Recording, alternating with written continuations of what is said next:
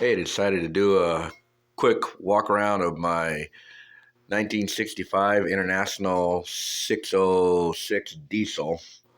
I know there's not a lot of videos on YouTube. You can see there's the emblems. It's a work in progress. When I got it, this tractor was not running.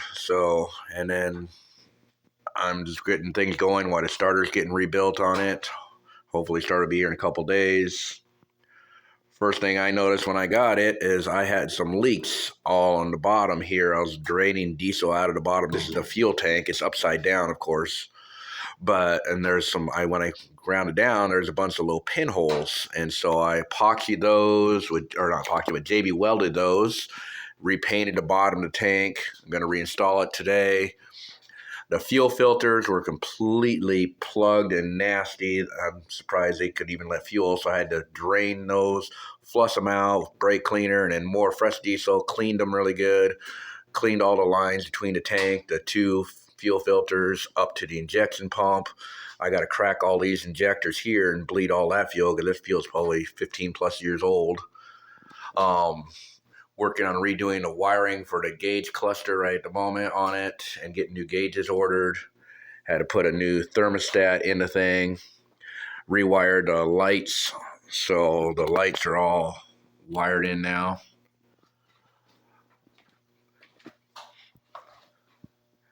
I got the cover off the air, so when I try to start it for the first time, hopefully in a couple days here, I'll be able to block it in case it decides to run away, because who knows if everything's working perfectly. And then originally, there was no cover. It's just a bare piece of metal, and the tank was rubbing it raw. So I'm putting a piece of rubber on here, so when the tank sits, it'll sit against that and not rub. So hopefully it won't damage the tank anymore. Once I make sure the tractor starts, I'm gonna get the oil filter taken out, changed. I'm gonna change the air cleaner filter, but I don't need that just to get it started. I want to get it started first and see what it does. And then I got to change out the hydraulic filter, put a new seat on it. You can see the gauge cluster. I got a new one of these coming, the tachometer. I got the temperature installed. I installed two switches. One, I'm putting an LED light on the rear fender here, so I just have to get that ordered. And then I got another switch here to run the two lights on the front of the tractor, since the turn dial one that originally worked with is garbage. I had to put a new glow plug button, the start button. I put a new kill switch, and then instead of a key ignition this time, I do it on-off switch on it. The only thing I'll have to do now is order a cover. There's supposed to be a cover that goes between here and the battery, and I don't have that. It didn't come with it. And then in the spring, I'll throw rest of the paint on. I just did a little bit of touch up to try to cover some rusted spots before I put the hood and all those other parts back on it.